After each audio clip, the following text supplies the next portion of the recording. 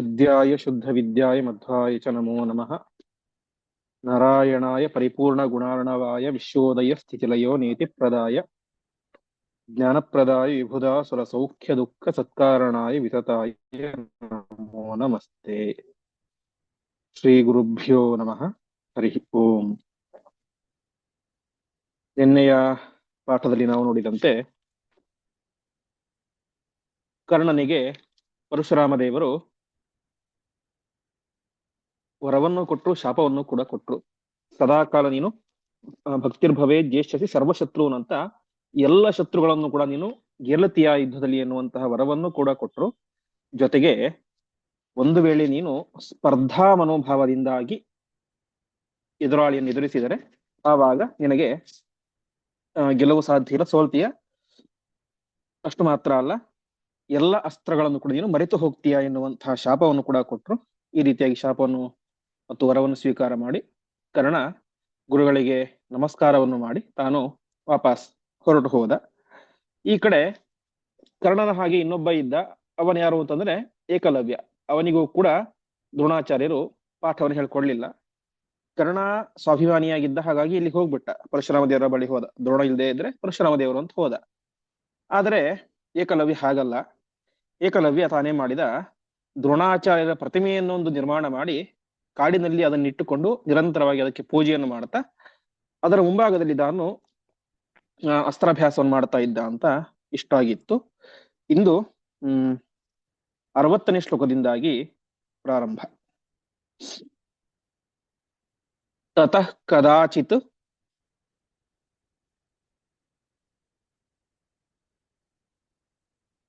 ಧೃತರಾಷ್ಟ್ರಪುತ್ರೈಃ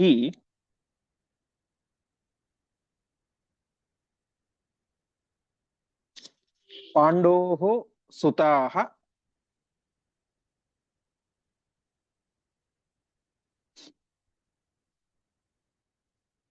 ಮೃಗಯಾಂ ಸಂಪ್ರಯಾತಾಃ.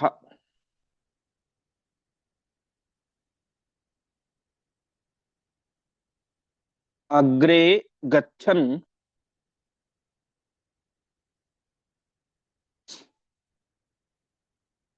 ಸಾರಮೇಯೋ ರುರಾವ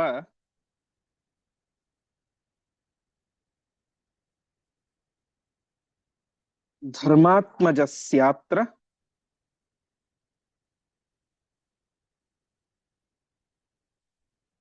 ವನೆ ಮೃಗಾರ್ಥಿ.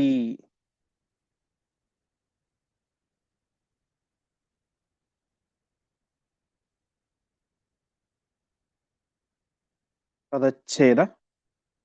ತತಃ ಕದಾಚಿತ್ ಧೃತರಾಷ್ಟ್ರಪುತ್ರೈಃ ಪಾಂಡೋಃ ಸುತಾಃ ಮೃಗಯಾಂ ಸಂಪ್ರಯಾತಾಃ.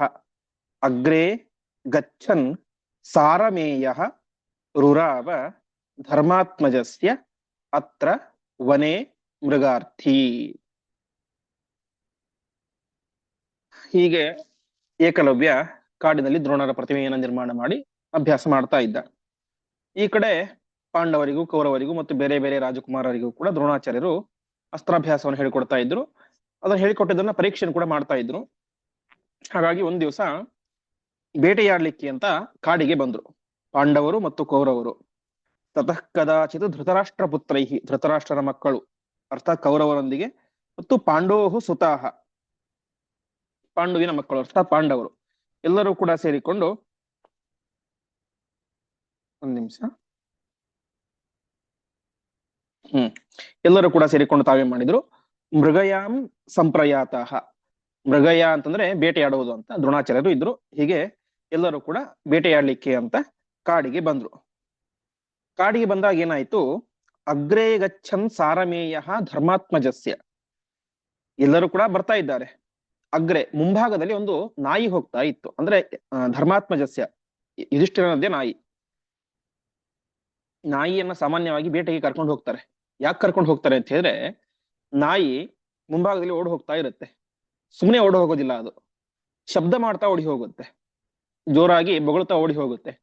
ಬೊಗಳಿದಾಗ ಏನಾಗುತ್ತೆ, ಅಕ್ಕಪಕ್ಕದಲ್ಲಿರುವಂತಹ ಪ್ರಾಣಿಗಳು ಹೊರಗಡೆ ಬರ್ತವೆ. ಹೊರಗಡೆ ಬಂದ ತಕ್ಷಣ ಬೇಟೆಯಾಡುವಂಥವ್ರು ಅದಕ್ಕೆ ಹೊಡೆದು ಬಿಡ್ತಾರೆ. ಅದೇ ರೀತಿಯಾಗಿ ನಾಯಿಗೆ ಸಹಜವಾಗಿ ಒಂದು ವಾಸನೆಯ ಶಕ್ತಿ ಇರುತ್ತೆ. ಹೀಗೆ ಇಷ್ಟೆಲ್ಲ ಹಿನ್ನೆಲೆಯಲ್ಲಿ ಕರೆದುಕೊಂಡು ಹೋಗ್ತಾ ಇರ್ತಾರೆ. ಹಾಗಾಗಿ ಏನಾಯ್ತು, ಧರ್ಮಾತ್ಮಜಸ್ಯ ಸಾರಮೇಯ, ಯುಧಿಷ್ಠಿರನಿಗೆ ಒಂದು ನಾಯಿ ಇತ್ತು. ಆ ನಾಯಿ ಮುಂಗಡೆ ಹೋಗ್ತಾ ಇತ್ತು.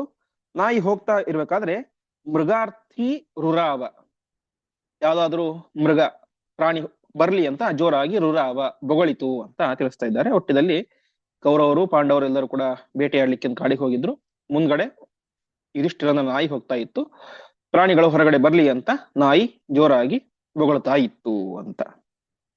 ಸಂಸ್ಕೃತದಲ್ಲಿ ನಾಯಿಗೆ ಸಾರಮೇಯ ಅಂತ ಕರೀತಾರೆ. ಯಾಕೆ ಆ ರೀತಿ ಹೆಸರು ಅಂತಂದ್ರೆ, ಸರಮ ಅಂತ ದೇವಲೋಕದ ಶುನಿ, ಅಂದ್ರೆ ದೇವಲೋಕದ ನಾಯಿ ಅದು. ಸರಮ ಅಂತ ದೇವಲೋಕದ ನಾಯಿ. ಅಲ್ಲಿ ವಾಸ್ತವಿಕವಾಗಿ ಅದು ಸ್ತ್ರೀ ರೂಪ. ಸರಮಗೆ ಸ್ತ್ರೀ ರೂಪವೂ ಇದೆ, ಜೊತೆಗೆ ನಾಯಿಯ ರೂಪವೂ ಕೂಡ ಇದೆ. ಸರಮ ದೇವಲೋಕದ ಕಾವಲುಗಾರ್ತಿ, ದೇವಲೋಕವನ್ನ ಕಾವಲು ಕಾಯುವಂತಹ ಸ್ತ್ರೀ ರೂಪದಲ್ಲಿರುವಂತಹ ನಾಯಿ. ಹಾಗಾಗಿ ಮೂಲ ಯಾವುದು ಅಂತ, ಎಲ್ಲ ನಾಯಿಗಳಿಗೂ ಮೂಲ ಯಾವುದು ಅಂದ್ರೆ ಆ ಸರಮ ಎನ್ನುವಂತಹ ಹೆಣ್ಣು ನಾಯಿ. ಆ ಸರಮೇಯ ವಂಶದಲ್ಲಿ ಬಂದಂಥವರು ಎಲ್ಲರೂ ಕೂಡ ಸಾರಮೇಯ. ಹೀಗೆ ನಾಯಿಗಳಿಗೆ ಸಾರಮೇಯ ಅಂತ ಕರೀತಾರೆ. ಯಾಕೆಂತಂದ್ರೆ ಆ ನಾಯಿಗಳಿಗೆ ಮೂಲವಾದಂತಹ ಹೆಣ್ಣು ನಾಯಿ ಹೆಸರು ಸರಮ ಅಂತ. ಹಾಗಾಗಿ ಅವುಗಳಿಗೆಲ್ಲ ಸಾರಮೇಯ ಅಂತ ಕರೀತಾರೆ. ಹೀಗೆ ಯುಧಿಷ್ಠಿರನ ಸಾರಮೇಯ ಜೋರಾಗಿ ಬೊಗಳಿತು. ಮುಂದೆ ಶ್ರುತ್ವಾ ರಾವಂ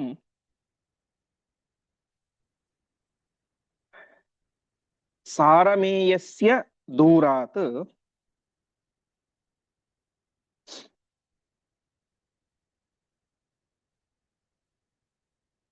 ಶರೈಃ ಮುಖಂ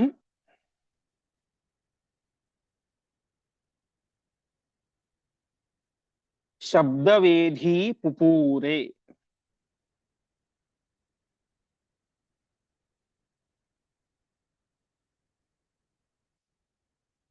ಸ ಏಕಲವ್ಯಃ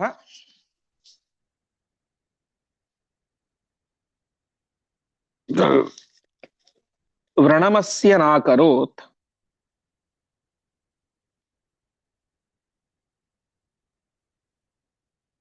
ಶ್ವಾ ಪೂರಿತಾಸ್ಯಃ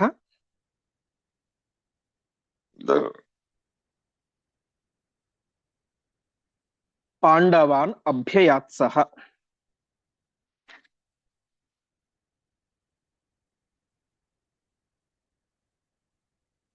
ಪದಚ್ಛೇದ. ಶ್ರುತ್ವಾ ರಾವಂ ಸಾರಮೇಯಸ್ಯ ದೂರಾತ್ ಶರೈಃ ಮುಖಂ ಶಬ್ದವೇಧಿ ಪುಪೂರೆ ಸಹ ಏಕಲವ್ಯಃ ವ್ರಣಂ ಅಸ್ಯ ನ ಅಕರೋತ್ ಶ್ವ ಪೂರಿತಾಸ್ಯಃ ಪಾಂಡವಾನ್ ಅಭ್ಯಯಾತ್ ಸಹ. ಈ ಪಾಂಡವರು ಮತ್ತು ಕೌರವರು ಬೇಟೆಯಾಡ್ಲಿಕ್ಕೆ ಬಂದಂತಹ ಕಾಡು ಯಾವುದು ಅಂತಂದ್ರೆ, ಏಕಲವ್ಯ ದ್ರೋಣರ ಪ್ರತಿಮೆಯನ್ನು ಮಾಡಿ ಅಸ್ತ್ರಾಭ್ಯಾಸ ಮಾಡ್ತಾ ಇದ್ದಂತಹ ಸ್ಥಳ. ಅವನು ಇದ್ದಂತಹ ಕಾಡಿಗೇನೆ ಈ ಪಾಂಡವರು ಮತ್ತು ಕೌರವರು ಬಂದಿದ್ರು. ಅಷ್ಟು ಮಾತ್ರ ಅಲ್ಲ, ಅವನು ಅಭ್ಯಾಸ ಮಾಡ್ತಾ ಇದ್ದಂತಹ ಸ್ಥಳದ ಹತ್ತಿರದಲ್ಲೇ ಇದ್ರು. ಈ ಕಡೆ ಏಕಲವ್ಯ ದ್ರೋಣರ ಪ್ರತಿಮೆಯನ್ನು ಇಟ್ಟುಕೊಂಡು ಅಸ್ತ್ರಾಭ್ಯಾಸ ಮಾಡ್ತಾ ಇದ್ದಾನೆ. ಈ ಕಡೆ ನೋಡಿದ್ರೆ ಈ ಪಾಂಡವರ ನಾಯಿ, ಯುಧಿಷ್ಠಿರನ ನಾಯಿ ಜೋರಾಗಿ ಬೊಗಳ್ತಾ ಇದೆ. ಹೀಗೆ ಶ್ರುತ್ವಾ ರಾವಂ ಸಾರಮೇಯಸ್ಯ, ಆ ಸಾರಮೇಯದ ನಾಯಿಯ ರಾವವನ್ನ, ರಾವ ಅಂತಂದ್ರೆ ಧ್ವನಿ, ಬೊಗಳುವುದು, ಅದರ ಬೊಗಳುವಿಕೆಯನ್ನ ಇವನು ಕೇಳಿದ, ಏಕಲವ್ಯ ಕೇಳಿದ. ಅವನು ನಿಷ್ಠೆಯಿಂದಾಗಿ ಅಭ್ಯಾಸ ಮಾಡ್ತಾ ಇದ್ದಾನೆ. ನಾಯಿಯ ಬೊಗಳುವಿಕೆಯ ಶಬ್ದ ಅವನಿಗೆ ಡಿಸ್ಟರ್ಬ್ ಆಯಿತು.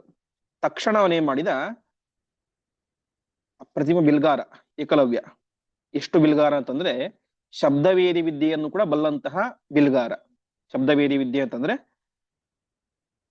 ಗುರಿಯನ್ನ ನೋಡದೆ ಧ್ವನಿ ಯಾವ ಕಡೆಯಿಂದ ಬರ್ತಾ ಇದೆ ಆ ಕಡೆಗೆ ತಾನು ಇದ್ದಲ್ಲಿಂದಲೇನೆ ಬಾಣವನ್ನು ಹೊಡೆಯೋದಕ್ಕೆ ಶಬ್ದವೇದಿ ವಿದ್ಯೆ ಅಂತ ಕರೀತಾರೆ.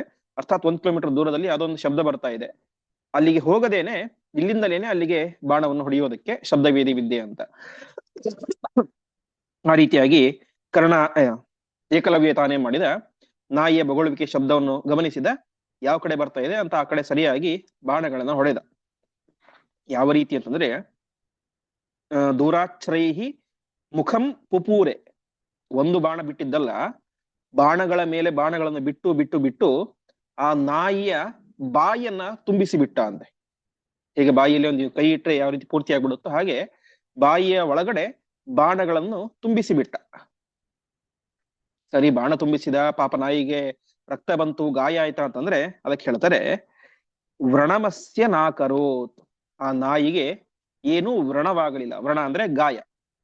ಅಷ್ಟೆಲ್ಲಾ ಬಾಣಗಳನ್ನ ಬಾಯಲ್ಲಿ ತುರುಕಿದರೂ ಕೂಡ, ಬಿಟ್ಟರೂ ಕೂಡ ನಾಯಿಗೆ ಕಿಂಚಿತ್ತೂ ಕೂಡ ಗಾಯ ಆಗಲಿಲ್ಲ. ಇದು ಏಕಲವ್ಯನಲ್ಲಿ ಇದ್ದಂತಹ ಒಂದು ಬಿಲ್ಗಾರಿಕೆಯ ಶಕ್ತಿ. ಈ ರೀತಿಯಾಗಿ ಸ ಏಕಲವ್ಯ ವ್ರಣಮಸ್ಯ ನಾಕರೋತ್. ನಾಯಿಗೆ ಕಿಂಚಿತ್ತೂ ನೋವಾಗಲಿಲ್ಲ, ಆದರೆ ಬಾಯಿ ಮಾತ್ರ ತುಂಬಿಡ್ತು. ಪಾಂಡವರಿಗೆ ಇದೇನಾಯ್ತು ಅಂತ ಅನಿಸ್ತು. ಯಾಕಂದ್ರೆ ನಾಯಿ ಮುಂದೆ ಹೋಗಿದೆ, ಇವ್ರು ಹಿಂದ್ಗಡೆ ಇಂದ ಹೋಗ್ತಾ ಇದ್ದಾರೆ. ಇಷ್ಟೊತ್ತು ನಾಯಿ ಬೊಗಳ್ತಾ ಇತ್ತು, ಸಡನ್ಲಿ ಸುಮ್ಮನೆ ಆಗ್ಬಿಡ್ತಲ್ಲ ಅಂತ ಅನ್ಸುತ್ತೆ. ತಕ್ಷಣ ನಾಯಿ ಏನ್ ಮಾಡಿತು, ಪೂರಿತಾಸ್ಯ. ಹಾಸ್ಯ ಅಂದ್ರೆ ಬಾಯಿ, ಪೂರಿತಾಸ್ಯ ಅಂದ್ರೆ ಪೂರ್ತಿಯಾದಂತಹ ಬಾಯಿ. ಬಾಯಿ ತುಂಬಾ ಬಾಣಗಳನ್ನು ತುಂಬಿಕೊಂಡು ಪಾಂಡವಾನ್ ಅಭ್ಯಯಾತ್, ಪಾಂಡವರ ಹತ್ರ ಬಂತು.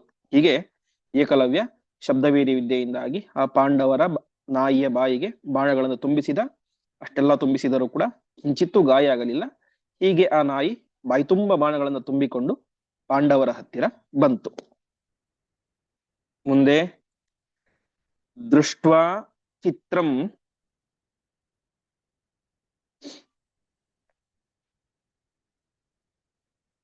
ಕುರವಃ ಪಾಂಡವಾಶ್ಚ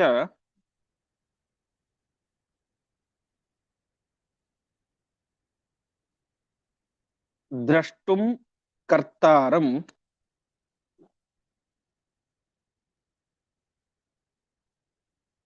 ಮಾರ್ಗಯಾಮಾಸುರತ್ರ.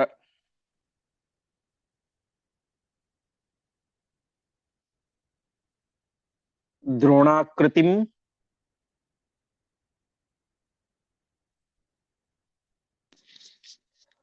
ಮಾರ್ತಿಕೀಂ ಪೂಜಯಂತಂ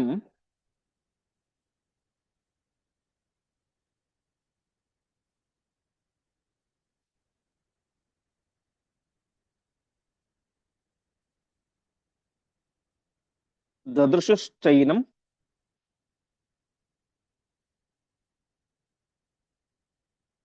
ಧನುರೇವಾಭ್ಯಸಂತಂ.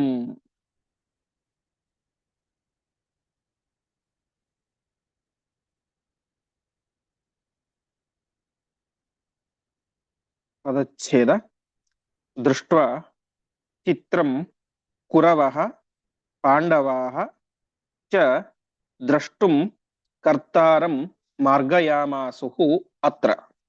ದ್ರೋಣಾಕೃತಿಂ ಮಾರ್ತಿಕೀಂ ಪೂಜಯಂತಂ ದದೃಶುಃ ಚ ಏನಂ ಧನುಃ ಏವ ಅಭ್ಯಸಂತಂ. ಕೌರವರಿಗೆ ಪಾಂಡವರಿಗೆ ಇದನ್ನು ದೃಷ್ಟ ನೋಡಿ ಭಾರಿ ಚಿತ್ರ ಆಶ್ಚರ್ಯ ಅನ್ಸ್ಬಿಡ್ತು. ಬಾಯಿ ತುಂಬಾ ಬಾಣಗಳು ತುಂಬಿವೆ, ಒಂದು ಹನಿ ಕೂಡ ರಕ್ತ ಬರ್ತಾ ಇಲ್ಲ, ಏನಿದು ವಿಚಿತ್ರ ಅಂತ ಅವ್ರಿಗೆ ಅನಿಸ್ತು. ತಕ್ಷಣದಲ್ಲಿ ಕರ್ತಾರಂ ದ್ರಷ್ಟುಂ, ಇದನ್ನು ಮಾಡಿದಂತಹ ವ್ಯಕ್ತಿಯನ್ನ, ನಾಯಿಯ ಬಾಯಿಗೆ ಬಾಣಗಳನ್ನ ತುಂಬಿಸಿದಂತಹ ವ್ಯಕ್ತಿಯನ್ನ ನೋಡಬೇಕು ಅಂತ ಮಾರ್ಗಯಾಮಾಸುಹು, ಕಾಡಿನಲ್ಲಿ ಹುಡುಕ್ಲಿಕ್ಕೆ ಶುರು ಮಾಡಿದ್ರು. ಹುಡುಕ್ತಾ ಹುಡುಕ್ತಾ ನೋಡ್ತಾರೆ, ಅಲ್ಲೋ ಏಕಲವ್ಯ ತಾನೇನ್ ಮಾಡ್ತಾ ಇದ್ದಾನೆ, ಮಾರ್ತಿಕೀಂ ದ್ರೋಣಾಕೃತಿಂ. ಮಾರ್ತಿಕಿ ಅಂತಂದ್ರೆ ಮೃತ್ತಿಕಾಮಯವಾದದ್ದು, ಅರ್ಥಾತ್ ಮಣ್ಣಿನ, ಮೃತ್ತಿಕಾ ಅಂದ್ರೆ ಮಣ್ಣು, ಮಾರ್ತಿಕಿ ಅಂದ್ರೆ ಮಣ್ಣಿನ ದ್ರೋಣರ ಆಕೃತಿಯನ್ನು ನಿರ್ಮಾಣ ಮಾಡಿ ಆ ಏಕಲವ್ಯ ಅದನ್ನ ಪೂಜಿಸ್ತಾ ಇದ್ದ. ಬರೀ ಪೂಜೆ ಮಾಡೋದು ಮಾತ್ರ ಅಲ್ಲ, ಧನುರೇವ ಅಭ್ಯಸಂತಂ, ಅದನ್ನು ಪೂಜಿಸ್ತಾ ಆ ದ್ರೋಣರ ಮೃತ್ತಿಕಾಮಯವಾದಂತಹ ಮಣ್ಣಿನ ಪ್ರತಿಮೆಯ ಮುಂಭಾಗದಲ್ಲಿ ಧನುರೇವ ಅಭ್ಯಸಂತಂ, ಧನುರ್ವಿದ್ಯೆಯನ್ನು ಅಭ್ಯಾಸ ಮಾಡ್ತಾ ಇದ್ದ. ಅಂತಹ ಏಕಲವ್ಯದನ್ನ ಎಲ್ಲ ಕೌರವ ಪಾಂಡವರು ಕೂಡ ನೋಡ್ತಾ ಇದ್ದಾರೆ. ಮುಂದೆ ಪೈಶಾಚ ಮೇವೈಷ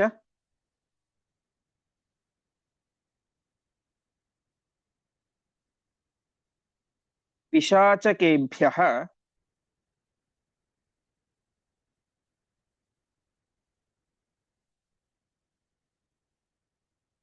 ಪೂರ್ವಂ ವಿವೇದ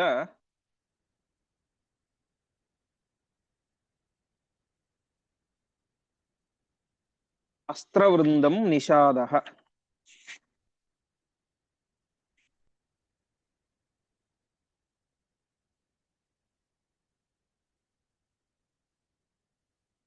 ದಿವ್ಯಾನ್ಯಸ್ತ್ರಾಣಿ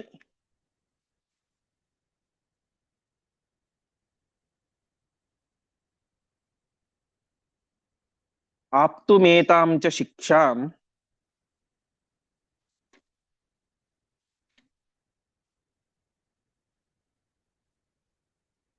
ದ್ರೋಣಂ ಸದಾ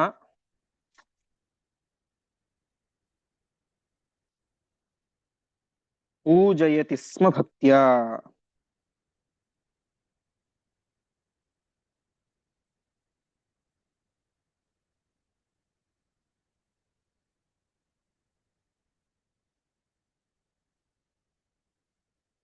ಪದಚ್ಛೇದ ಪೈಶಾಚಂ ಏವ ಏಷಃ ಪಿಶಾಚಕೇಭ್ಯಃ ಪೂರ್ವಂ ವಿವೇದ ಅಸ್ತ್ರವೃಂದಂ ನಿಷಾದಃ ದಿವ್ಯಾನಿ ಅಸ್ತ್ರಾಣಿ ಆಪ್ತುಂ ಏತಾಂ ಚ ಶಿಕ್ಷಾಂ ದ್ರೋಣಂ ಸದಾ ಪೂಜಯತಿ ಸ್ಮ ಭಕ್ತ್ಯಾ. ಅಲ್ಲ, ಏಕಲವ್ಯನಿಗೆ ಧನುರ್ವಿದ್ಯೆ ಗೊತ್ತಿತ್ತಲ್ಲ ಅಂತ ಹಿಂದೆ ನಾವು ನೋಡಿದ್ವಿ. ಹಿಂದಿನ ಅಧ್ಯಾಯದಲ್ಲಿ ಕೃಷ್ಣನ ಮೇಲೆ ಜರಾಸಂಧ ಯುದ್ಧಕ್ಕೆ ಅಂತ ಬಂದಾಗ ಅದರಲ್ಲೂ ಏಕಲವ್ಯನು ಕೂಡ ಇದ್ದ. ಏಕಲವ್ಯ ಅನೇಕ ರೀತಿಯಾಗಿ ಬಾಣಗಳನ್ನು ಕೂಡ ಬಿಟ್ಟ ಅಂತ ಕೇಳಿದ್ದೇವೆ. ಹಾಗಾಗಿ ಅವನಿಗೆ ಅಸ್ತ್ರವಿದ್ಯೆ ಶಸ್ತ್ರವಿದ್ಯೆ ಎಲ್ಲ ಮುಂಚೆ ಗೊತ್ತಿದೆ. ಮತ್ತೆ ಯಾಕಿಲ್ಲಿ ದ್ರೋಣರ ಪ್ರತಿಮೆಯನ್ನು ಇಟ್ಟುಕೊಂಡು ಅದರ ಮುಂದೆ ಅಸ್ತ್ರಾಭ್ಯಾಸ ಮಾಡ್ತಾ ಇದ್ದಾನೆ ಅಂತ ಪ್ರಶ್ನೆ ಬಂದಾಗ ಅದಕ್ಕೆ ಆಚಾರ್ಯ ಹೇಳ್ತಾ ಇದ್ದಾರೆ, ಪೈಶಾಚಮೇವೈಷ ಪಿಶಾಚಕೇಭ್ಯ. ಈ ನಿಷಾದನಿಗೆ, ಬೇಡನಾದಂತಹ ಏಕಲವ್ಯನಿಗೆ ಪೈಶಾಚಿಕವಾದಂತಹ ಅಸ್ತ್ರವಿದ್ಯೆ ಗೊತ್ತಿತ್ತು ಅಂತ ಹೇಳ್ತಾ ಇದ್ದಾರೆ. ಪಿಶಾಚಿಗಳಿಂದಾಗಿ ಪೈಶಾಚಂ ಅಸ್ತ್ರವೃಂದಂ, ಪಿಶಾಚಿಗೆ ಸಂಬಂಧಪಟ್ಟಂತ ಅರ್ಥಾತ್ ಕ್ಷುದ್ರವಾದಂತಹ ಅಸ್ತ್ರಗಳನ್ನ ಅವನು ಚೆನ್ನಾಗಿ ತಿಳಿದಿದ್ದ. ಪೂರ್ವಂ ವಿವೇದ ಅಸ್ತ್ರವೃಂದಂ ನಿಷಾದ, ಗೊತ್ತಿತ್ತು ಅವನಿಗೆ. ಆದರೆ ಅದು ಅಷ್ಟೊಂದು ಶ್ರೇಷ್ಠವಾದದ್ದಲ್ಲ ಮತ್ತು ಅಷ್ಟು ಪ್ರಬಲವಾದದ್ದು ಕೂಡ ಅಲ್ಲ. ಹಾಗಾಗಿ ದಿವ್ಯಾನಿ ಅಸ್ತ್ರಾಣಿ, ಅತ್ಯಂತ ಶ್ರೇಷ್ಠವಾದಂತಹ ದಿವ್ಯವಾದಂತಹ ಅಸ್ತ್ರಗಳನ್ನು ಪಡೆಯಬೇಕು ಎನ್ನುವಂತಹ ಹಿನ್ನೆಲೆಯಲ್ಲಿ ಅವನೇನ್ ಮಾಡಿದ, ದ್ರೋಣಂ ಸದಾ ಪೂಜಯತಿ ಸ್ಮ ಭಕ್ತ್ಯ, ದ್ರೋಣಾಚಾರ್ಯರನ್ನ ನಿರಂತರವಾಗಿ ಭಕ್ತಿಯಿಂದ ಪೂಜೆ ಮಾಡಿ ಅಲ್ಲಿ ಅಸ್ತ್ರಾಭ್ಯಾಸವನ್ನು ಮಾಡ್ತಾ ಇದ್ದ ಅಂತ ತಿಳಿಸ್ತಾ ಇದ್ದಾರೆ. ಹೀಗೆ ಅವನಿಗೆ ಮೊದಲೇ ಅಸ್ತ್ರಗಳ ವಿದ್ಯೆ ಗೊತ್ತಿತ್ತು, ಆದರೆ ಪೈಶಾಚಿಕವಾದಂತಹ ಅಸ್ತ್ರಗಳು ಗೊತ್ತಿತ್ತು. ಈಗ ದಿವ್ಯವಾದಂತಹ ಅಸ್ತ್ರಗಳು, ಕೌರವರು ಪಾಂಡವರು ಮತ್ತು ಉಳಿದ ರಾಜಕುಮಾರರು ಅಧ್ಯಯನ ಮಾಡ್ತಾ ಇದ್ದಂತಹ ದಿವ್ಯವಾದಂತಹ ಅಸ್ತ್ರಜ್ಞಾನ ತನಗೂ ಕೂಡ ಬೇಕು ಎನ್ನುವಂತಹ ಹಿನ್ನೆಲೆಯಲ್ಲಿ ಅವನು ಆ ರೀತಿಯಾಗಿ ದ್ರೋಣರ ಪ್ರತಿಮೆಯನ್ನ ಪೂಜೆ ಮಾಡ್ತಾ ಅಸ್ತ್ರಾಭ್ಯಾಸವನ್ನ ಮಾಡ್ತಾ ಇದ್ದ. ದೃಷ್ಟ್ವಾ ವಿಶೇಷಂ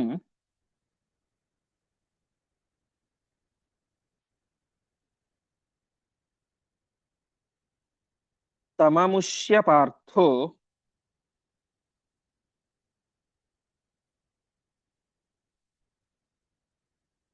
ದ್ರೋಣಾಯೋಚೆ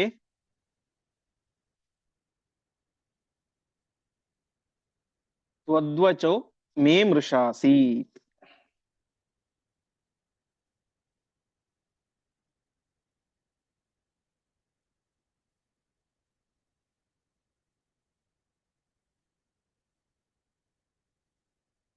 ಇತ್ಯುಕ್ತ ಏನಂ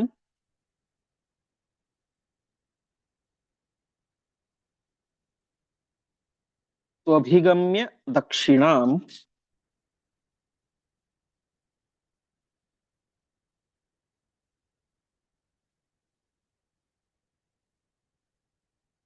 ವಿಪ್ರೋ ಯಯಾಚೆ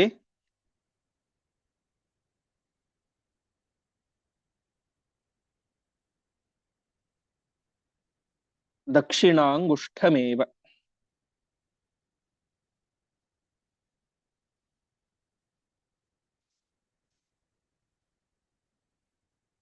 ಪದಚ್ಛೇದ ದೃಷ್ಟ್ವಾ ವಿಶೇಷಂ ತಂ ಅಮುಷ್ಯ ಪಾರ್ಥಃ ದ್ರೋಣಾಯ ಊಚೆ ತ್ವದ್ವಚಃ ಮೇ ಮೃಷಾ ಆಸೀತ್ ಇತಿ ಉಕ್ತಃ ಏನಂ ತು ಅಭಿಗಮ್ಯ ದಕ್ಷಿಣಾಂ ವಿಪ್ರಃ ಯಯಾಚೆ ದಕ್ಷಿಣಾಂಗುಷ್ಠಂ ಏವ. ಈ ರೀತಿಯಾದಂತಹ ಏಕಲವ್ಯನ ಅತ್ಯದ್ಭುತವಾದಂತಹ ಬಿಲ್ಗಾರಿಕೆ, ಶಬ್ದವೇದಿ ವಿದ್ಯೆ, ಅದರಲ್ಲೂ ಕೂಡ ನಾಯಿಯ ಬಾಯಿಯಲ್ಲಿ ಸಣ್ಣ ಗಾಯವೂ ಆಗದೇ ಇರುವಂತೆ ಬಾಯಿಯ ತುಂಬ ಬಾಣಗಳನ್ನು ತುಂಬಿಸುವಂತಹ ಪ್ರಕ್ರಿಯೆ. ಇಂತಹ ಅತ್ಯದ್ಭುತವಾದಂತಹ ವಿಶೇಷವಾದಂತಹ ಇವನ ವಿದ್ಯೆಯನ್ನ ಕಂಡು ಪಾರ್ಥ ಅರ್ಜುನ ದ್ರೋಣಾಚಾರ್ಯರಿಗೆ ಹೇಳಿದ, ನೀವು ಆಡಿದಂತಹ ಮಾತು ಸುಳ್ಳಾಯಿತು. ತ್ವದ್ವಚಃ ಮೇ ಮೃಷ ಆಸೀತ್, ನೀವು ನನ್ನ ವಿಚಾರದಲ್ಲಿ ಆಡಿದಂತಹ ಮಾತು ಮೃಷ, ಸುಳ್ಳಾಯಿತು ಅಂತ. ಯಾಕೆ? ಅವ್ರು ಹೇಳಿದ್ದೇನು? ನಿನ್ನನ್ನ ಧನ್ವಿನಾಂ ಪ್ರವರಂ, ಅತ್ಯಂತ ಶ್ರೇಷ್ಠ ಬಿಲ್ಗಾರನನ್ನಾಗಿ ಮಾಡ್ತೇನೆ ಅಂತೆಲ್ಲ ಹೇಳಿದ್ರು.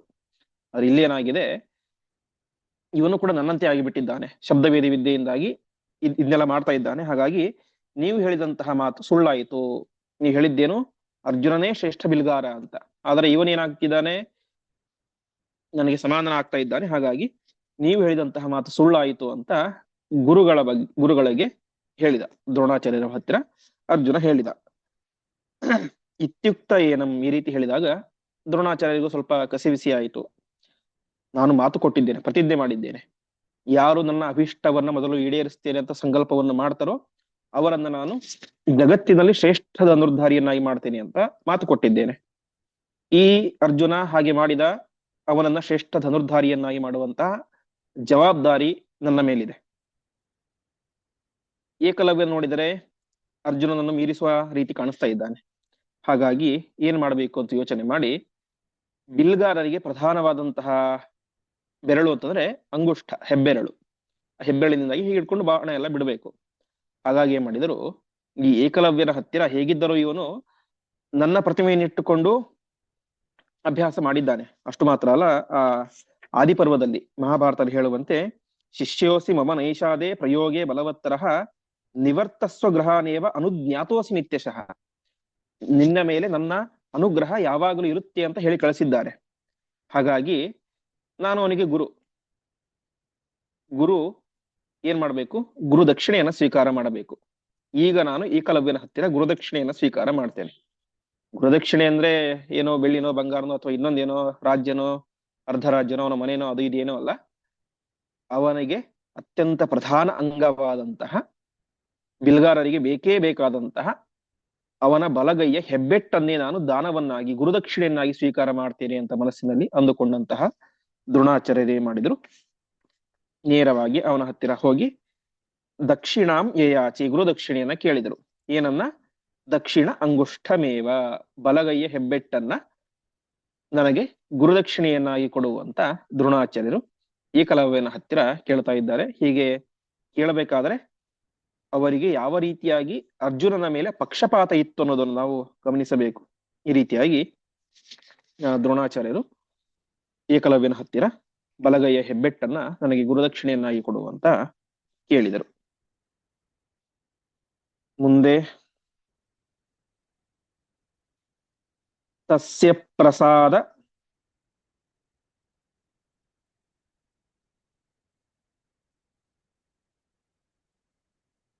ಉಪಚಿತೋರು ಶಿಕ್ಷೋ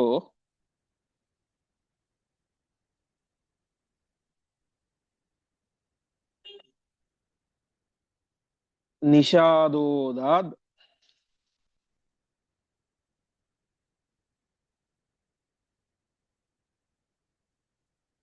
ದಕ್ಷಿಣಾಂಗುಷ್ಠಮಸ್ಮೈ.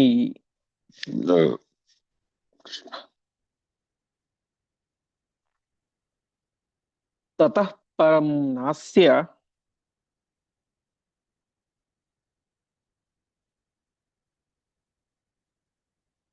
ಬಭೂವ ಶಿಕ್ಷಾ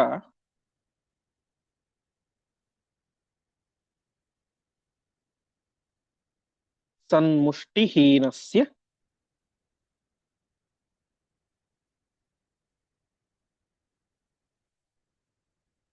ಸಮಾರ್ಜುನೇನ.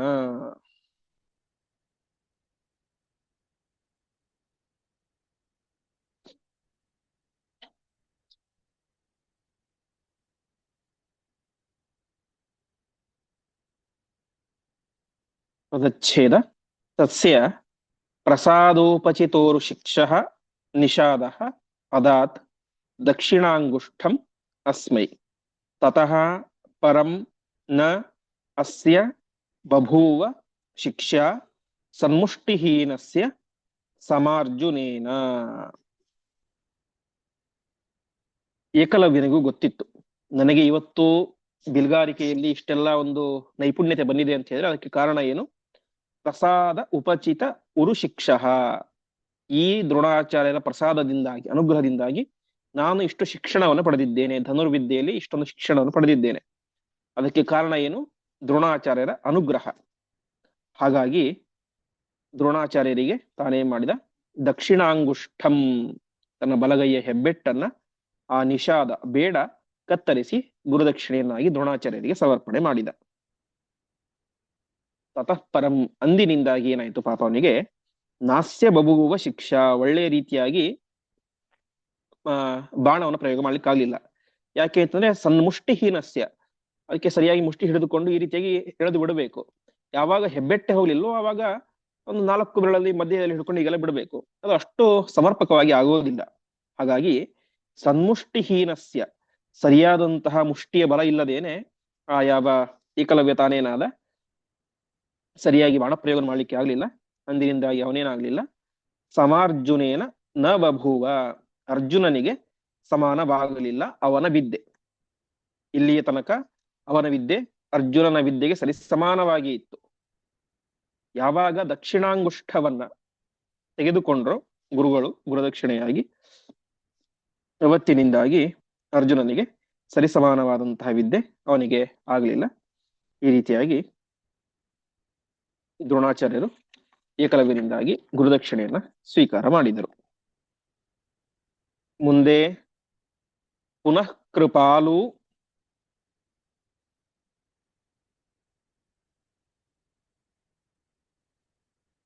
ರೈವತ ಪರ್ವತೇತಂ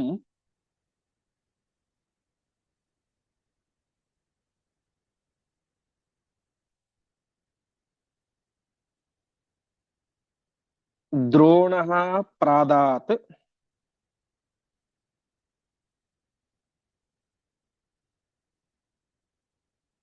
ಅಸ್ತ್ರವರಾಣಿ ತಸ್ಮೈ.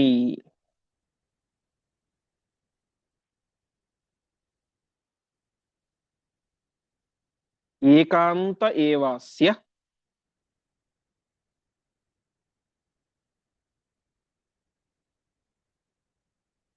ಭಕ್ತ್ಯಾ ಸುತುಷ್ಟೋ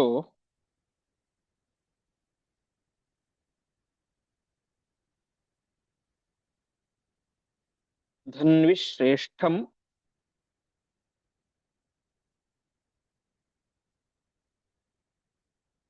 ಕೃತವಾನ್ ಅರ್ಜುನಂ ಚ.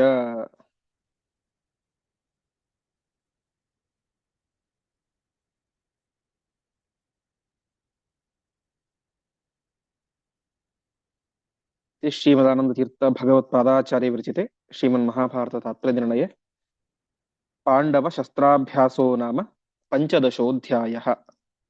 ಪದಚ್ಛೇದ ಪುನಃ ಕೃಪಾಳು ರೈವತ ಪರ್ವತೆ ತಂ ದ್ರೋಣಃ ಪ್ರಾದಾತ್ ಅಸ್ತ್ರವರಾಣಿ ತಸ್ಮೈ ಏಕಾಂತೆ ಏವ ಅಸ್ಯ ಭಕ್ತ್ಯಾ ಸುತುಷ್ಟಃ ಧನ್ವಿಶ್ರೇಷ್ಠಂ ಕೃತವಾನ್ ಅರ್ಜುನಂ ಚ.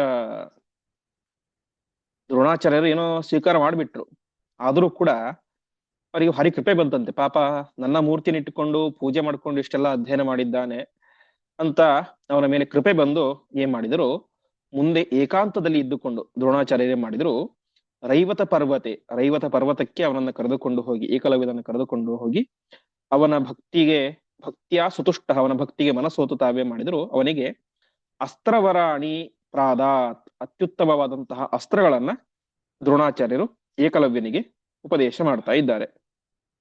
ಅದೇ ರೀತಿಗೆ ಅವನು ಕೂಡ ಅಧ್ಯಯನ ಮಾಡಿದ, ಆದರೆ ಅರ್ಜುನನಷ್ಟು ನೈಪುಣ್ಯತೆಯನ್ನು ಸಂಪಾದನೆ ಮಾಡ್ಲಿಕ್ಕೆ ಆಗ್ಲಿಲ್ಲ. ಯಾಕೆ ಅಂತಂದ್ರೆ ಹಿಂದಿನ ನಾವು ನೋಡಿದಂತೆ ಬಲಗೈಯ ಹೆಬ್ಬೆರಳೆ ಹೋಗಿಬಿಟ್ಟಿದೆ. ಹಾಗಾಗಿ ಅಸ್ತ್ರಗಳನ್ನೆಲ್ಲ ಚೆನ್ನಾಗೇನೋ ಅಭ್ಯಾಸ ಮಾಡಿದ, ಆದರೆ ಧನ್ವಿಶ್ರೇಷ್ಠಂ ಕೃತವಾನ್ ಅರ್ಜುನಂ ಚ, ಅತ್ಯಂತ ಶ್ರೇಷ್ಠ ಧನುರ್ಧಾರಿ ಯಾರು? ಅರ್ಜುನನೇ. ಇವನು ಎಷ್ಟೇ ಶಸ್ತ್ರಗಳನ್ನ ಅಭ್ಯಾಸ ಮಾಡಿದರೂ ಕೂಡ ಅತ್ಯಂತ ಶ್ರೇಷ್ಠ ವ್ಯಕ್ತಿ ಅಂತಂದ್ರೆ, ಧನುರ್ಧಾರಿ ಅಂತಂದ್ರೆ ಅರ್ಜುನನೇ ಆಗಿದ್ದ ಎಂಬುದಾಗಿ ಆಚಾರ್ಯ ತಿಳಿಸ್ತಾ ಇದ್ದಾರೆ. ಹೀಗೆ ಇಲ್ಲಿಗೆ ಪಾಂಡವಾದೀನ ಅಸ್ತ್ರಾಭ್ಯಾಸ, ಪಾಂಡವರು ಕೌರವರು ಮಾಡಿದಂತಹ ಅಸ್ತ್ರಾಭ್ಯಾಸದ ಒಂದು ಚರಿತ್ರೆ ತಿಳಿಸುವಂತಹ 15ನೇ ಅಧ್ಯಾಯ ಎಂಬುದು ಮುಗಿಯುತ್ತೆ. ಇಲ್ಲಿಗೆ ಒಂದು ಹಂತಕ್ಕೆ ಪಾಂಡವರ ಕಥೆಯನ್ನ ನಿಲ್ಲಿಸ್ತಾರೆ.